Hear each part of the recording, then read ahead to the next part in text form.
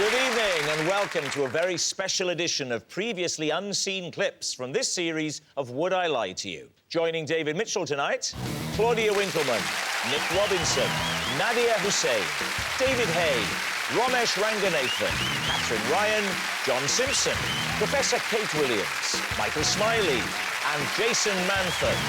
And joining Lee Mack tonight, Bob Mortimer, Mel Gedroach, Harry Shearer, Brian Blessed, Diane Morgan, Martin Kemp, Sarah Cox, Hugh Dennis and Tracy Ann Olbermann. So we begin with round one, Home Truths, where our panellists each read out a statement from the card in front of them. To make things harder, they've never seen the card before. They've no idea what they'll be faced with. It's up to the opposing team to sort the fact from the fiction. David Hay, you're first up tonight. Possession. Possession. There's a box under your desk there. There's a little card in there. Yeah. Just read the card first and then show us what's in the box. This is a dog toy I chew to release tension before a fight. Right, now, pop the toy on the desk, put the box back down. Do you chew this every fight? Before every fight, yeah. Yeah. It's like day of sort of situation. Do what you do, David, before... Imagine it's before a fight.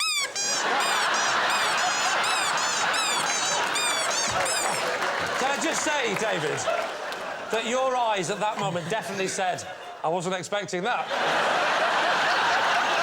But it's always made that noise. This relaxes you before a fight. Yeah. When you say before a fight, you mean the hour before? When I'm in the hotel before the fight, I normally get to the hotel. If I'm fighting at 10 p.m, I get to the hotel around 4 or 5, chilling out there. Just literally, I'll sit lying in bed, just thinking. And it makes me feel comfortable. Then I go to sleep, wake up, and charge. What about the people in the room next to you in the hotel? What are they thinking is happening? Yeah, they think you're making love to a clown. Yeah. Are we allowed to look at it? Yeah, you can have it, yeah. Yes, but... Let's have a little look. Right, well, it's chewed. It has been quite... It has been chewed. So what are you going to say, Lee? Is it the truth or has he made this up? I don't know. What do we think? No, that's You don't think he... No, I think that's a lie. What do you think? It is well chewed. But then somebody here, backstage, could have chewed on it for a couple of... That's a hard job, isn't it? What am I doing today? Well, it's your lucky day. Get chewing on that for 2 hours. I hate this job. One day I'm going to be Director General. So what are you going to say? We'll go for a lie. You're saying it's a lie? Yeah. OK. David, truth or lie? It's a lie. Bob, you're up next. I recently had to charm a spider out of my shoe by tooting a flute at it. David's team. So, where were you? I was at home. So was this spider a normal British domestic spider? Yes. How big was it, Bob? It's black, but it's not one... And what colour was it?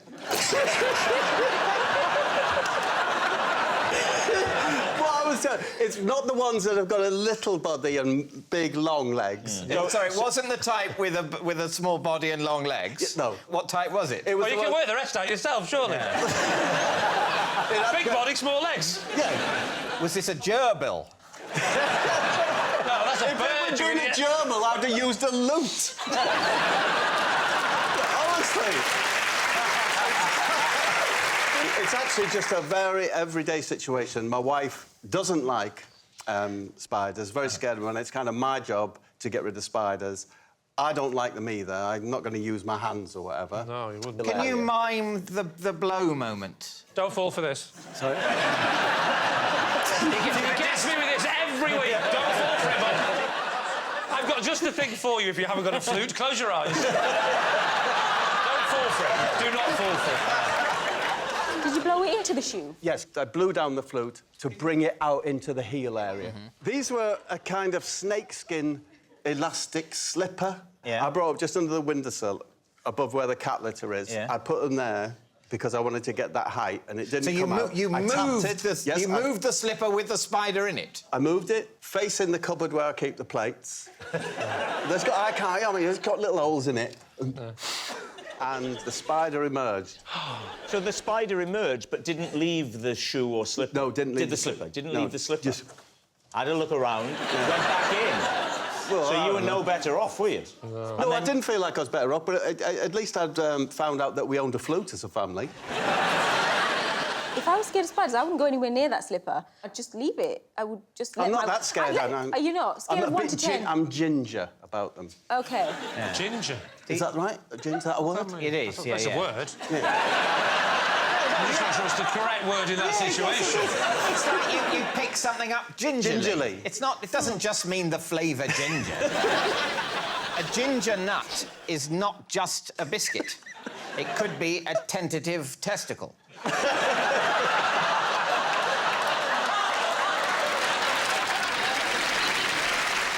Do you now know who the flute belongs to? Yes, of course, it was my son's flute. Your son, is he a flautist? No. We hoped he would be, but he could never find the flute.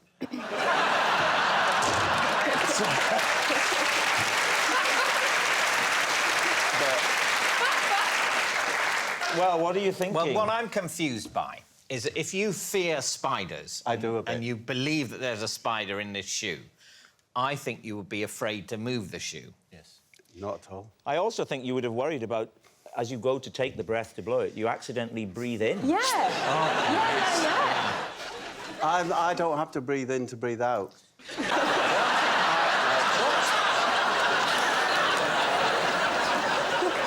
Michael, which way are you leaning? It sounds too much like the surreal world of Bob Mortimer to be actually the truth. I think it's a lie. It's a lie? Do you think it's a lie? Yeah. No, nobody in the world owns a flute, really, do they? We think it's a lie. You think it's a lie? Yeah. Bob, truth or lie? It was a lie.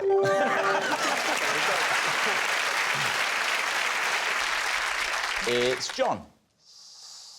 OK.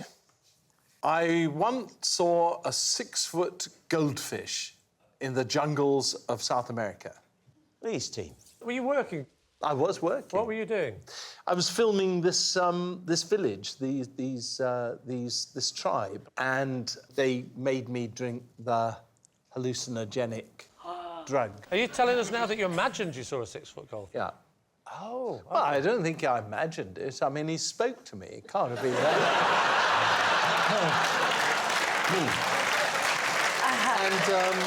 And he had What did he say? He said, "How's it going, man?" And what did you say? Well, I didn't say very much because it isn't very often that a 6-foot goldfish with a straw hat speaks to you. You know, it's a rarity, isn't it? I mean, I think you'd agree. Oh, definitely. It doesn't happen every day, does it? He had a straw hat on. He had a straw hat. And what did you have? Well, this is hallucinogenic drug they drink. Yes. And I thought I could take a little sip, you know, and say, "Oh, yes, how nice, thank you very much. You know, perhaps I'll drink the rest later or something." And the whole village crowded round to watch me drink it. And so Are you sure they were there, John? Of course they were there. I'd crowd around, too, if I was going to watch an old white man get off his face for the first time ever. And at first, nothing happened. And I was a little bit disappointed. And then the moon, there was a full moon, and it kind of came down on a spring right in my face. And the trees started talking to one another. Have I still got you with me? And back to you in the studio. John Simpson, off my face, Afghanistan. All right, so what are you thinking? I think he probably is telling the truth. I think it's a lie. OK, I say it's a lie, too. OK, they're saying it's a lie. John, truth or lie? Well, it's true.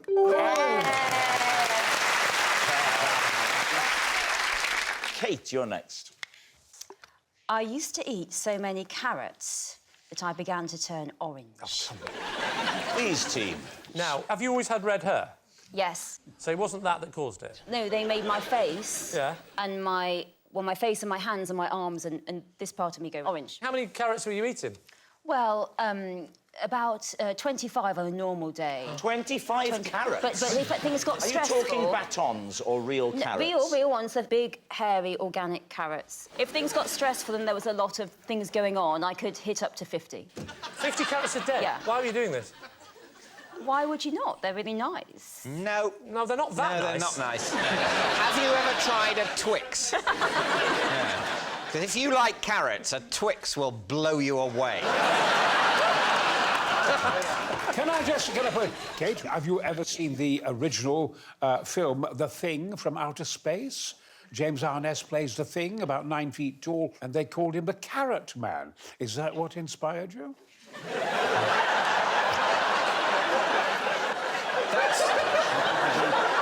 That's what I call a very specific question. I'll tell you, Brian, I did drink a lot of tea. I used to drink 25 cups of that. And I had to stop. And in places of 25 cups of tea, I ate carrots instead. So carrots were your tea methadone? Yes. And what did you get off the carrots with? Heroin. And as soon as you stopped, it stopped, did it? Well, it was a fight, Lee. It was a fight to give up these things that I'd loved. But they're not addictive carrots. They're not like How tea. do you know? They really I'll are. tell you how I know, because I have a few and that's enough. That's how I know, that's how I you define tell addiction. yourself you haven't got a problem, Lee. So, Lee and T, what are you thinking of this? Could she be telling the truth? Kevin. I think it's the truth. OK. Brian? I think you're telling the truth. OK. 2 trues. I'll go with my team. My team say they're true. saying true. So, Kate, was that the truth or was it a lie? My love for carrots is absolutely true. Wow. Martin Kemp, you're next. All right, here we go. Come on, Kempy. I was once rescued by London Underground staff after my new romantic pantaloons got trapped in the escalator. David's team. Can you describe the pantaloons? Well, pantaloons are like, always standing up. In those days, they used to come up to about there, up past your ankles, and they would kind of bend out like this. And like pirates' trousers. Yeah, kind of like pirates' trousers. And you was Vivian on Westwood. how long ago was this? 1980s. Really early, though. This is before the band started. So it was while I was still going to the Blitz, which was kind of like... What, in the 40s, surely? Listen, the last of the great pop cultures. So when you say the Blitz, this is a nightclub? A nightclub. Yeah. And I used to wear these pantaloons. And one night, right, we decided to have a party on the Circle Line that would just completely keep going around and around. Getting down to the tube, my pantaloons got stuck in the escalator. And how long did it take them to arrive and free you? Oh, it was a good 20 minutes. Did it stop? Did they turn off the escalators? Yeah. Did it stop moving? It actually got jammed. It got jammed by yeah, there some was some gene. kind of monitor in it or something. It stopped. Back in what day was this? 1982. I don't like the sensors. There's no sensors back then. People used to get their fingers chopped off and all sorts. In the early 80s... This jammed it. This went right in. And as soon as you jammed in it, it stopped automatically. Yeah, because it pulled half of my trousers down. I don't believe that an early 80s pantaloon would be enough to stop the mechanism of a whole escalator. What decade of pantaloon would have been able to do that? Listen, I mean, like a real pirate's Hessian pantaloon, that could stop anything. Is exactly what they were. Right. What are you thinking? I can see that the Haymaker is sceptical. very dismissive. Well, I think it's a very good point you make about the mechanisms of early 80s escalators. Some of them were wooden. Yes. You know, I think they'd just keep turning. I don't think they'd stop because of a pantaloon. What year was the digital watch made? That was like... Yeah, that'll tie this all up together. No. So you're saying that the time when they just had digital watches, they had sensors that sensed when someone's trousers were stuck in a lift that stopped. I don't buy it. Don't underestimate the voluminosity of a Spandau Ballet pantaloon in '82. They were big. There was a lot of material in those pantaloons. Yeah. Well, there had to be. So what are you going to say, David? You think true? I think true, yeah, I think it You think lie? I think lie. Oh. I think it's a lie. All right, Martin, is it a lie or is it true? This much is lie.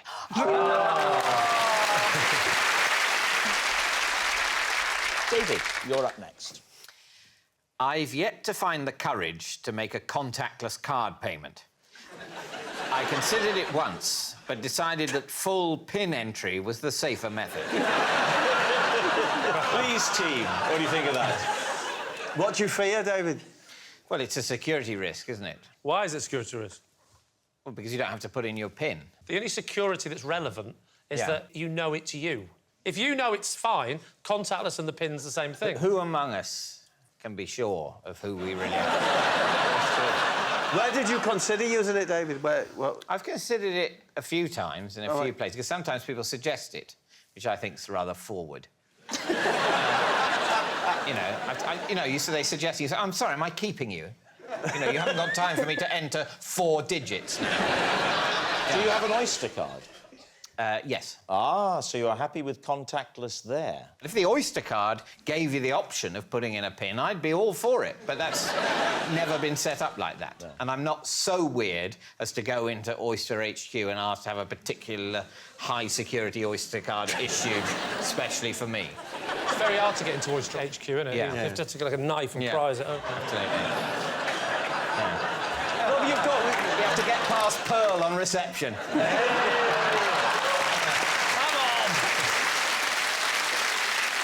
Have you ever used it, then? Have you used it once? I've yet to find the courage, so no. Do you have a mobile phone? I have a mobile phone. Would you ever use Apple Pay? We can't call it that. Orange, well, we can't do Oh, they're no. a company as well. Would you ever use Pay? Would you ever use your mobile phone? You can, because I sometimes do that. I'm quite happy to get my phone out in M&S, and I feel quite cool. I hold it, and it pays it. Do you want a receipt? No. No, I've never paid for anything You've like never that. paid for anything with Apple Pay? No. What? What are you talking about? Have you just got a new phone? Are you starting some new adverts that we don't know about, Rob? All right, so what do you think? What do we think? I'm very scared of it, so Scared of I empathise with that, so yeah, why not? OK. It seems so obviously him. So you've got to go for a truth. I think he fears it, yeah. OK, you're saying it's true. David, you fear contactless payment, truth or lie?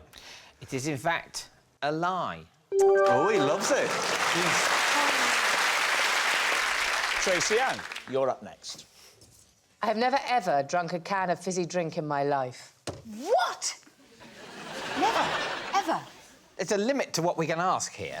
Have you ever had a can of Coke? Never. Oh. 7-Up? Nope. Do you not like fizzy drinks? All the evidence is there, isn't it? How do you know you don't like fizzy drink? Because, to me, even as a child, water was something that was natural and lovely and pure. And why somebody would stick Even as a carbon, child? a whole load of sugar... Even as a young child, it just felt like the devil's work. So, Tracy Ann, can I tempt you to try a sugary carbonated drink? Now, would you be willing to try one of these? Bring it over, and let's see how far I can get in the process. Look, the whole thing with the big famous one is 125 years old. It's a secret recipe. The fact that it's still a secret after 125 years means it was made by the devil. This is a diet drink. This is full sugar. But this is also a sugary drink. Rob, can I ask, what is the point of this exercise? To see if I'm lying. Well, no, because you're clearly going to be capable of going, oh, no, I don't want a fizzy drink. You're not going to be such a fizzy drink addict that you can't stop yourself from going, oh, yes, I do love it. I do love it, actually. Yes, it was a lie, and I'd do it again. Because if she is telling the truth, what a lovely opportunity. How often have you seen a grown woman taking her first sips of a sugary carbonated drink? The best thing this can be is cruel. Right, OK. Which one are you going for? That one. Right, so we can lose these two. Let's bring it here. I haven't shut your face. You've made this the most light entertainment bit I've ever seen. I'm going to lose them two. There's the two. Those are safe. That's your boss fair on. They're fine. You're just playing now for the red can, love. Just the red can. Where have you come from tonight, Tracy Ann? You want to give a wave to everybody back at home there? She's gone for the red can. The red can. So this may or may not be Tracy Ann's first time drinking a sugary carbonated drink. Don't drink it if you don't want to. Yeah. You've made your point. Have I? You don't have to. Oh, I'm getting better at the opening. No, it's wrong. Can you not It's even no. sip it? I No. think that's... So, Tracy Ann, you're definitively saying that you're not going to drink. She's drinking it. Oh! Oh, my God, it's everything I thought it was going to be. It's disgusting. Oh, get used to that phrase, Rob.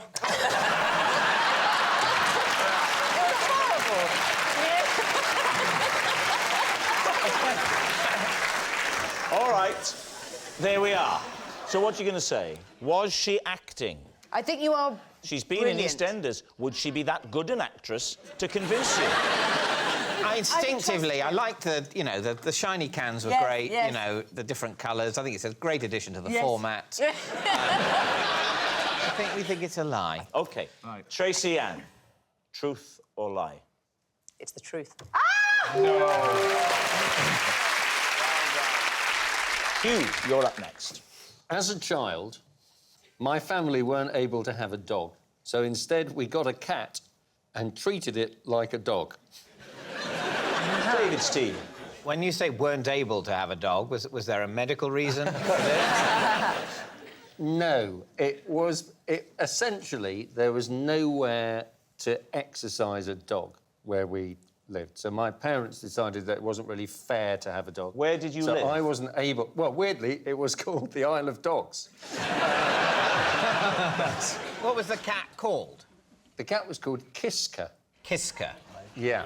If anything, it's quite a feline name, isn't it? Well, it was a cat, of course. How do you treat a cat like a dog? You put it on a lead and you take it for walks. Isn't that exercising the cat? That is exercising the cat. I thought that was the very reason why you couldn't have a dog. You were unable to exercise.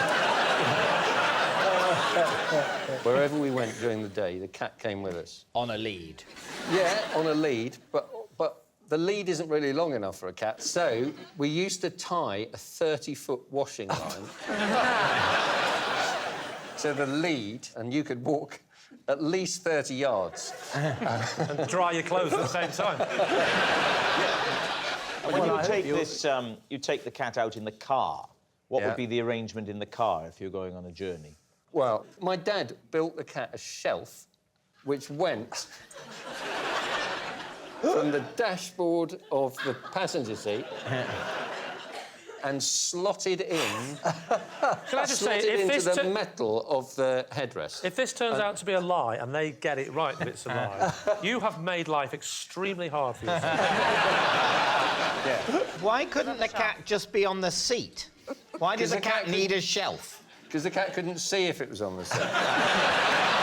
So what are you thinking, David Steam? The thing that I find very believable, because I don't think you would have invented it, is the shelf. It's not actually treating the cat like a dog or like a cat, but just like, I don't know, like a book. Or like a catalogue. What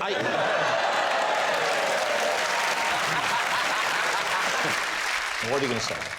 You think a lie? I think a lie. I think a lie. A lie? Well, we'll say it's a lie. You're going to say it's a lie. OK. Hugh Dennis, is it true or is it a lie?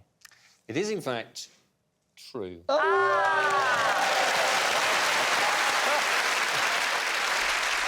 Nick, you're next.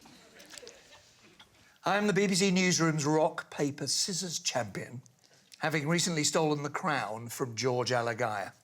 Wow, Lee's team. How often is the championship?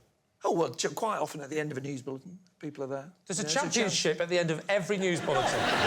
Not everyone, but if it's not been a particularly stressful day. How often would you say that you've had a championship at this in your office? Well, not every day is the championship, but there might be a particular contest. OK, I'll ask you one more time, Nick, and then I'm... You know how frustrated you get when you're interviewing a politician? Yeah, I'll put it to you.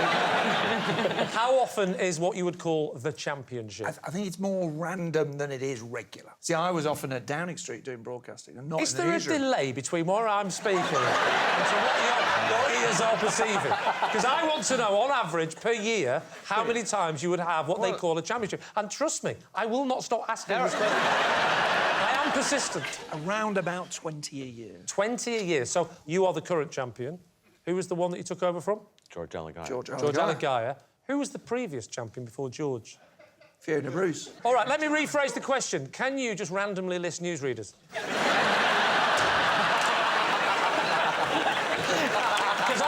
thinking that's what's going on here.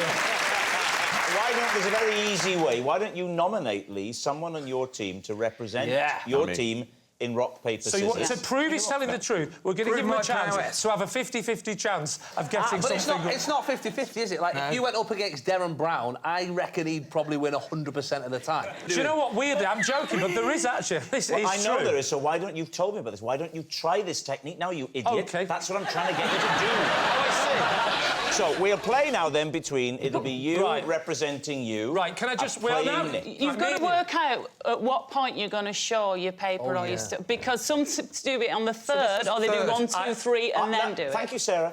Yes. This show does have a host. I can guarantee that I'll win over best of 3.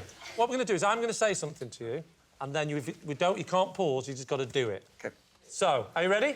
Right, can I genuinely say I think you're a terrible broadcaster? Here we go. 1, 2, 3, boom! Oh, rock beats scissors. He's beaten you. Good. 1-0. Don't let him get into your head, Nick. Are you ready for the second one? And can I also say, genuinely, that your glasses are awful. 1, 2, 3, boom! Oh, paper beats rock. Yeah. So we've reached possibly the most tense moment of this competition. It's a decider. Lee, do you want to try some subterfuge? Backstage, you're a bit smelly. 1, 2, 3, boom! Oh, we've got to try again. We've got to go again. We've got to go again. I'm running out of insults, and I don't want to say bald. But you've left me no option. I didn't know he was going to go to a penalty shootout. Here we go. Can you imagine if this keeps being a draw by number 27? I've had your wife! Here we go. She still remembers. 1, 2, 3, boom! Yeah!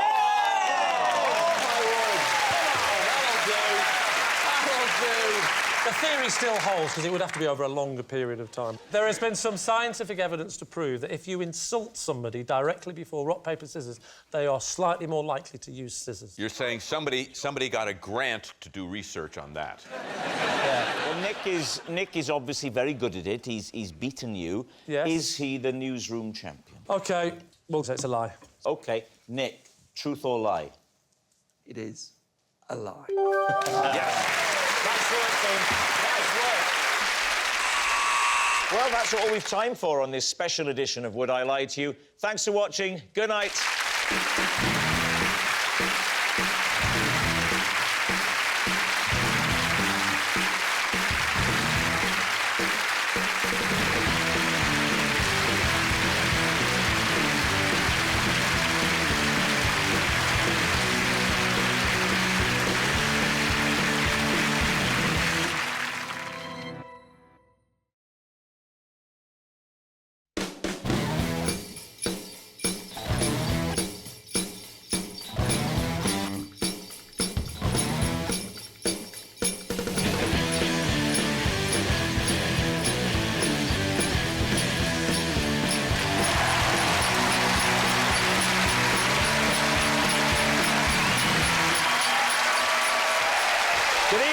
Welcome to Would I Lie to You at Christmas, a very special edition filled with festive fibs. On Lee Mack's team tonight, a tough-tackling footballer who's now in huge demand as a commentator. In fact, he's getting almost as many bookings for his TV work as he did when he was a player. It's Chris Kamara.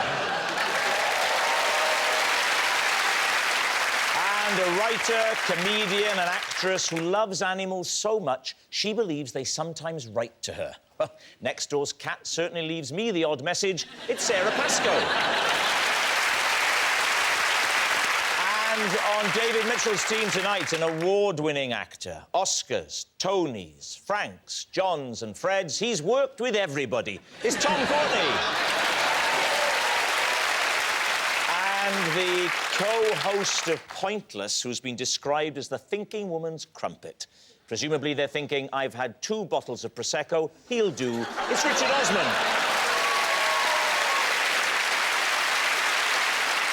And we begin, as ever, with round 1, Home Truths, where our panellists each read out a statement from the card in front of them. To make things harder, they've never seen the card before, they've no idea what they'll be faced with. it's up to the opposing team to sort the fact from the fiction. And Richard, you're first up. I still haven't watched Breaking Bad because every time I sit down to start it, I notice there are new episodes of Homes Under the Hammer on the planner, and I have to watch those instead. These two. OK, so you have a planner. So this isn't... They're not next to each other on Netflix, these shows? No, unbelievably, Homes Under the Hammer yet to break Netflix. I've genuinely never seen it. What happens in Homes Under the Hammer? So there's 3 houses each time, and they're all being sold. You see who buys them, and then they say, we're going to come back in 6 months' time to see what they've done to the house. Whoa. They renovate the house? You know, when I describe it, it doesn't sound as amazing as when I watch it. So how many episodes of Homes Under the Hammer would you say you've watched? Well, have I watched? What, like, ever? Goodness Well, me. there's too many. You sound like someone who's slept with so many people, they just have to round it down. I would say... 300, I don't know. Who's counting? I would say a few hundred, a couple of hundred. Ooh. So the sleeping with thing or the... No, we're talking about distressed semis here, so it's... Homes Under the Hammer.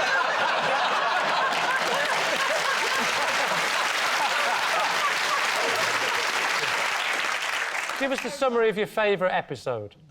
Well, see, these days, it used to just have the 2 hosts, Martin and Lucy, and now they've gone 3 hosts. They've got Martin, Lucy, and Dion Dublin is now a host of Homes Under the Hammer as well. Well, it was an obvious choice, wasn't it? Yeah, the exactly. ex-footballer who wants to help sell houses. Why is it... Are you suggesting we shouldn't have ex-footballers on television, Lee? You're a football fan as well, right? Yes, I am. If you saw Dion Dublin, would you go, wow, it's Dion Dublin that used to play for Man United? Or would you go, wow, it's Dion Dublin, the bloke who presents Homes Under the Hammer? Oh, don't. Don't, Rob, you haven't. Your hands are so big that when you did that, I felt a draft as well. That was incredible. So, Lee, what are your team thinking? Do you think this is true? First of all, do you believe he watches Homes Under the Hammer? No. What? Do you believe... You think he's made all of that up? He's too clever for that. The thing about Richard is he is very clever, but he's like high culture, low culture. He's one of those very well-educated, stupid people. You know. Do you know what? At 7'2", I bet you've never had to say that before. So you're saying it's true? You think it's... I have to go with Sarah then. I think it's true as well. You're going with true? Yeah. OK. Richard. It is... a lie.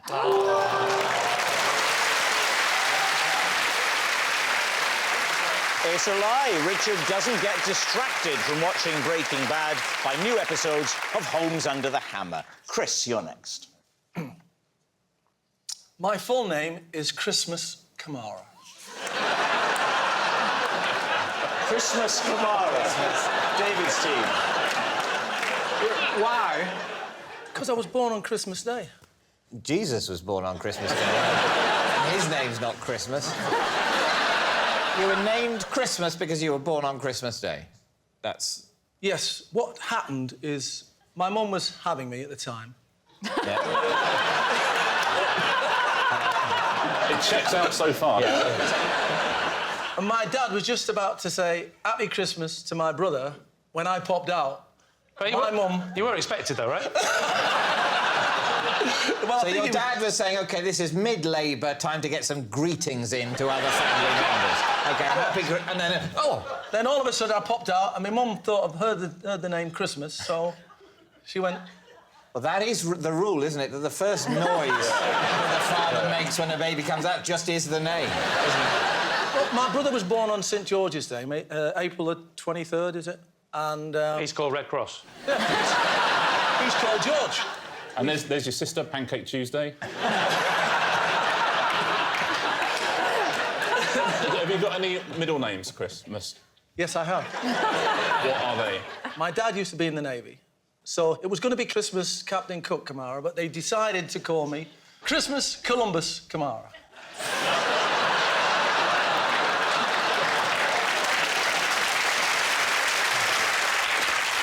Why Columbus? Because my dad was in the Navy. Yeah, was he in the Spanish Navy in the late 15th century? He was always his hero when he was a kid. Right. OK, so what are you thinking, David? Well, what do you think, Tom? I'm still thinking about it. Richard? I'm really waiting on Tom's verdict, I have to say. David, what about you? I don't believe it. No, I don't either. I think it'd be very nice, you know, on the Christmas special to have someone whose name was Christmas, but... And it saves us from booking Noel Edmonds. I think... But I just don't think... I don't think people... I don't think Christmas is really a name. All right, so you're saying it's a lie? Yeah. OK. Christmas. Truth or lie? It's a lie. Yes, it's a lie. Sarah, you're next. As a child, my Christmas was once cut short when my mum took the decorations down halfway through Christmas Day. David's team. Oh, right, this... Thank you. Was she always down on Christmas, or was... What happened this year? Well, this year in particular, Yeah. just halfway through Christmas Day, she's like, I've had enough. We've done the presents. Had you done the lunch? Yeah, we've done lunch. So let's just... What was the time? 2:30. OK, so pre-Queen. Oh, we don't do the Queen in my family. I'm so sorry, David. You don't listen to the Queen? No. Did it become... I mean, she's the head of state. 8 minutes a year, Yeah. you know, and 6.5 if you skip the bit with the trumpets. Was it a great dramatic gesture, or was it sort of... It was quite dramatic because And did she, I mean, were the things were on the ceiling? And it's taking the tree down and putting a plastic tree back into a box. The stuff on the ceiling, did she have to get We a didn't have ladder? stuff on the ceiling. Well, you had no Well, tinsel, like, round the room. No. Oh, this was hardly a Christmas, wasn't it? You don't watch the Queen's speech. I expect you were having a pizza. You're having a pizza and she put the fake tree away like an umbrella. Fine, pop that away. This is barely worth hearing about. Was there a specific incident that set her off? She was very disappointed with me and my sisters because... In general. It's been a tough year. I think I had got one present and I had not liked it. And so that was a bad point. And my sister Cheryl hadn't got out of bed yet. Now, tell us about your Christmas Day. I'm imagining there's a lot more structure to it. And respect is a word that's coming to my mind. Thanks, Rob. Oh, I don't know. I think I have quite a normal Christmas Day. I imagine Bucks Fizz at 11. No, we don't book a band.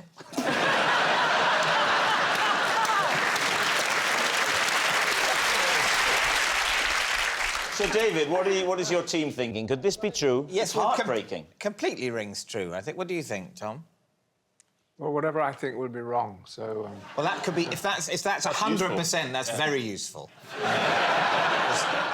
I'd ask her. What do you think, then? Well, I'd go with Tom, really. I've had an insight. Tom's had an insight, yeah. Yeah, I think she's not telling the truth.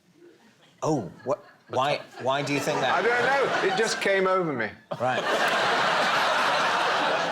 I think she's telling the truth. But it's quite easy to know who to side with here.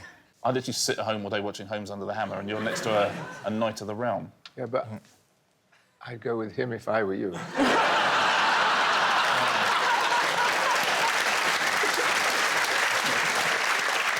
True. True, you're saying it's true. Sarah, a tragic tale. A tragic Fact tale. or fiction? This tale was true. I told you, Tom, your turn. I kick off every Christmas morning with a bowl of cornflakes in a sea of Baileys. Lee's team. So, first of all, what's Baileys? Because you don't seem to know. What is Baileys? It's a drink, sort of milky, alcoholic drink, sort of pale brown. I like the Baileys because I don't need the sugar. Oh, it's not because you're an alcoholic, then? No. It's not on Christmas. So, you know. does it make you tipsy? There must be quite a lot of Baileys in there to fill a bowl. So do you get No, quite, there's a drunk? a lot of cornflakes in it, too. Oh, so you're flying just I don't on want to spoil the day for everyone else by, well, for my wife, Isabel. I know you... And our dog, Stanley. I don't want to spoil the day for them by getting drunk first thing, do I? Stanley's been had his photograph on ITV breakfast. Has he? Yeah. Why? Did he does an impersonation of Maggie Smith doing an impersonation of him. You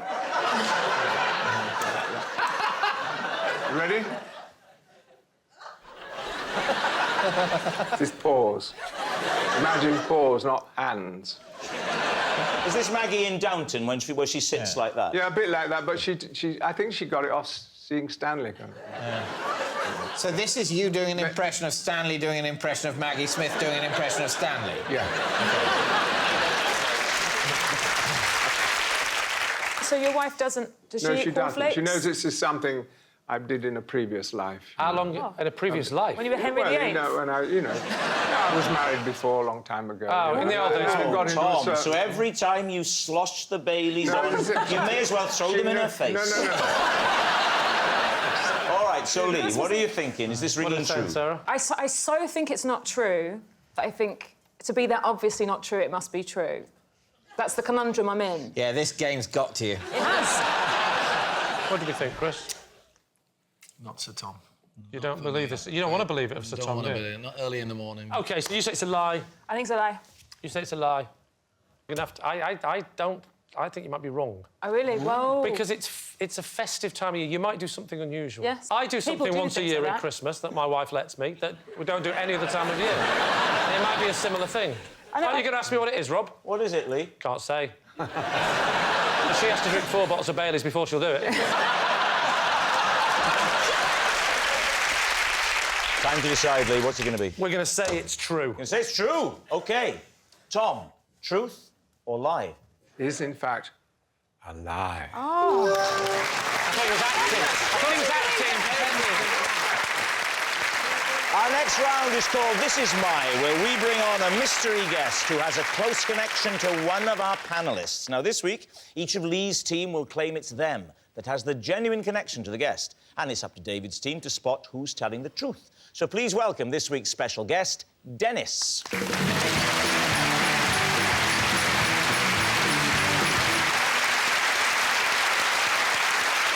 So, Chris, what is Dennis to you? This is Dennis. We once staged a burglary to cover up for the fact that we'd been bunking off school. Sarah, how do you know Dennis? This is Dennis. He's the park gardener who came to my aid when my legs turned to jelly mid-run. And finally, Lee, what's your relationship with Dennis? This is Dennis, or as I call him, Squeaky Diesel. I always fill up at his petrol station because his unbelievably high-pitched voice always cheers me up. So there we have it. Is Dennis Chris's burglary buddy, Sarah's gardening angel, or Lee's falsetto friend? David's team, where would you like to start? So, Chris. Yes. The two of you staged a burglary. Yes. Explain how that helped cover that you were bunking off school. Well, because when we bunked off school, it was cold sometimes. Yeah. So you had to go into a house. Yeah. So we went to Dennis's house.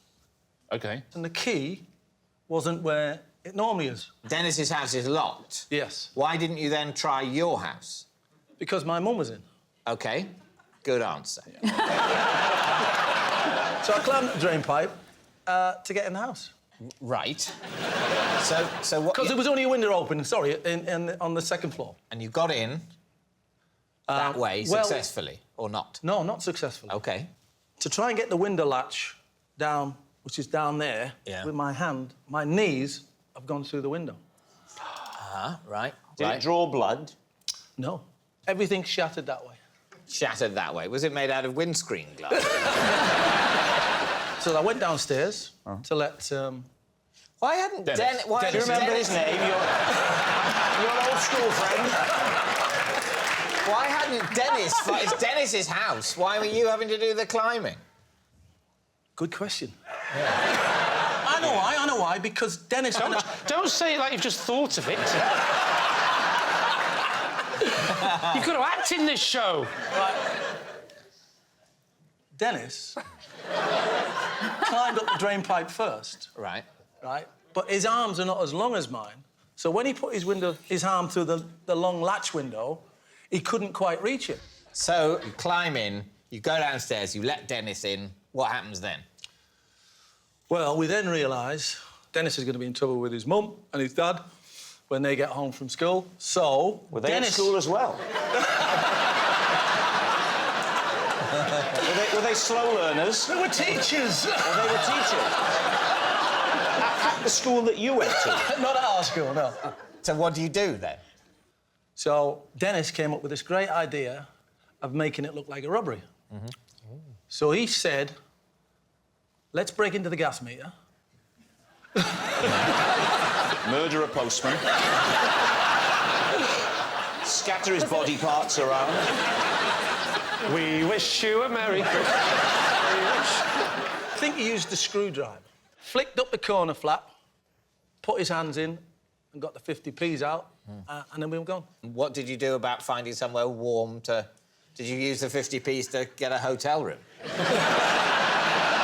All right, who next, David? Sarah. Yes? Tell the story of your encounter with Dennis. I'd been out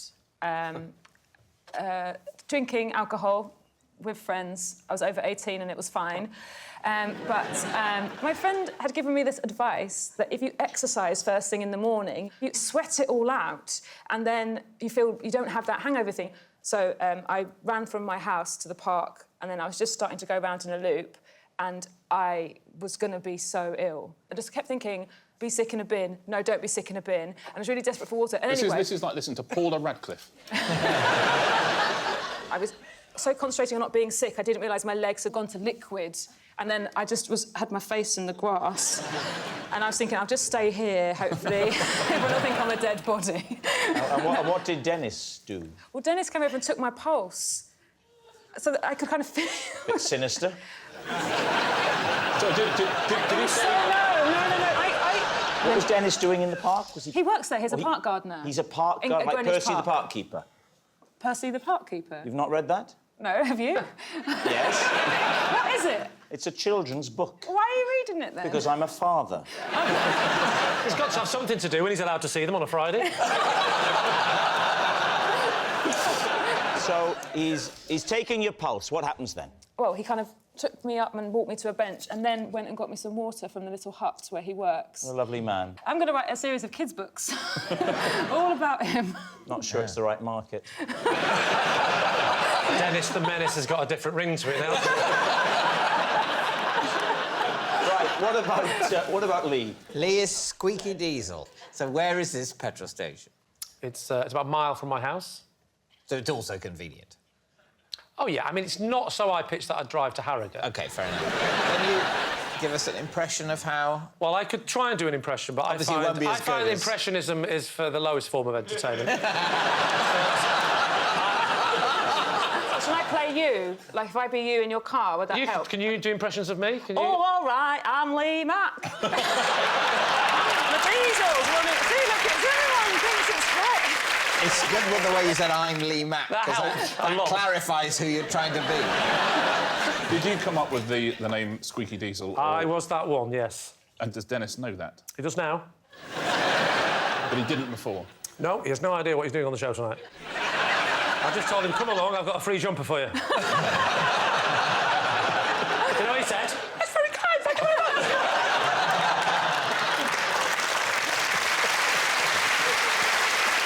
Squeaky Diesel.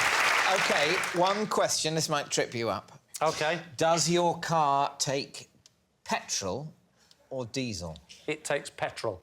Got him! I just didn't think Squeaky Petrol had the same sort of scan to it. It just sort of... It felt Squeaky Diesel just sounds nice. What do you think, Tom? It seems so unlikely that Lee's car runs on petrol, not diesel. It so undercuts the truth of what he's saying that I think it's probably true what he's saying. But...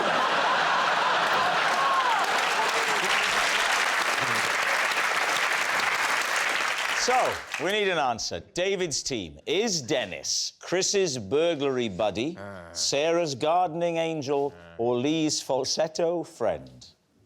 Tom, what do you think? No, what do you two think?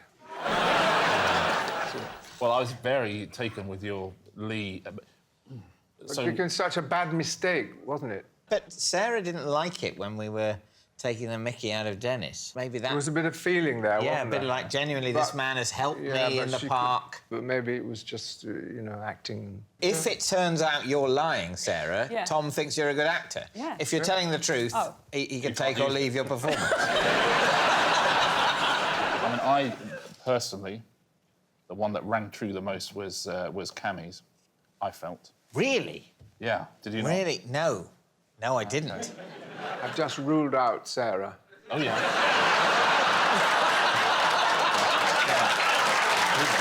Well done. Beautiful acting, Sarah. Well, it's definitely acting. Yes. Richard, would you like to rule anyone out? Yeah, I would rule out Lee, I think. OK. Well, I mean, that's very easy then. If you're ruling out Sarah and you're ruling out Lee, I'll rule out Chris and we can move on.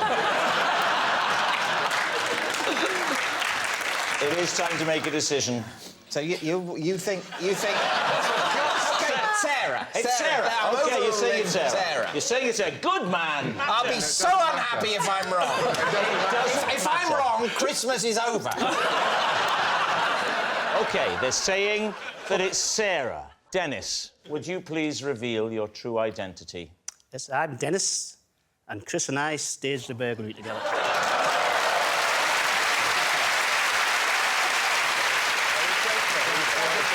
Yes, Dennis is Chris's burglary buddy. Thank you very much, Dennis. Thank you. Just say that one more time. Chris and I staged the burglary together. He has got quite a squeaky voice, hasn't he? Thanks very much, Dennis. Which brings us to our final round, quick-fire lies, and we start with... It's David. Aged 9, I undertook my first ever acting role as Joseph in the school nativity, a performance described in my end-of-year report as world-weary. Please, team. Why did they describe it as world-weary? I think perhaps I thought Joseph would be tired after the long journey with the donkey and the finding that... And perhaps I overdid the tiredness and I didn't get into the wonder, perhaps, to the extent that Yes, the but I piece think acting needed. coaches would say, you know, you didn't go for the obvious thing of wonder. Yeah. Obviously, you had an instinct for this wonderful doubt that you must have felt. You know, how did this happen? You know, I don't know whether I understood that at that age. Could you give us, perhaps, as a treat at Christmas, a little taste of the performance? Yeah. Just give us a soupçon. I have some stuff here that could help you. Let's see. You can be the three kings. Oh, lovely. OK. Pass them along. There, pass them along. Now then, imagine it was Joseph and Mary arriving. So why don't, Richard, you could be Mary. Thank you, that's very kind. There we are. Would you like to be a shepherd, Sir I'd very Tom? much like to be a shepherd. All right, you know what to do with it. Here's the baby. Now, remember, you've got to hide baby Jesus. He doesn't appear until later in the script. Yeah, well, I think that's Mary's I know job. exactly where to hide that. Yeah. Something for David. There we are. And then, Tom, would you mind holding the star as well? Yeah. I'll be Father Christmas as the innkeeper. All right. You haven't arrived yet. No. What, do you mean in my career? Oh, no, that's been and gone. Oh, okay. So...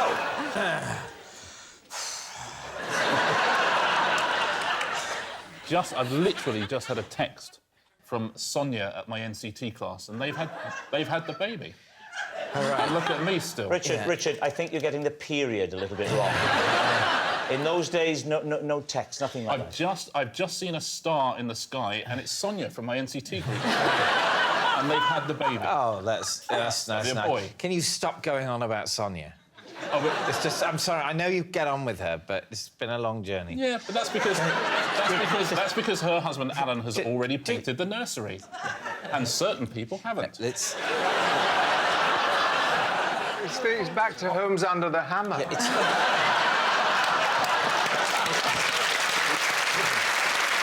I'm sorry. I'm very... you know, I found the whole thing very touching. But I haven't got any lines. I'll Sir And then Tom, we need I'm the so shepherd's sorry. bit. I'm so sorry. I'm going to give you a line. Tom, there might Oh, be- I've got some here, so I know. That's Oh, all right. I've You got something. some. All right, so get ready. Yeah, So, the yeah. baby's coming. OK. Oh, look. And now a shepherd has appeared. Yeah. I kick off every Christmas morning with a bowl of cornflakes and a sea of baby.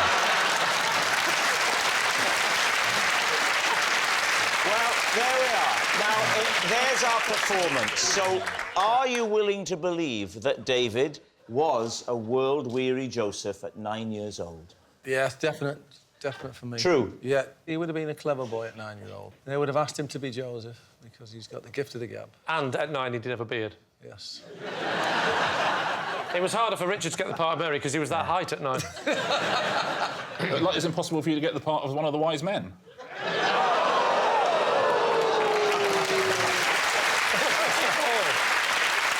What are you going to say? We will say it is a truth. A truth. You're saying truth. David, truth or lie? And it is a lie. Oh. It was a lie. David didn't play a world-weary Joseph in his school nativity. Well, that noise signal's time is up. It's the end of the show, and I can reveal that David's team have won by 5 points to 1. Oh. Thanks for watching. Good night.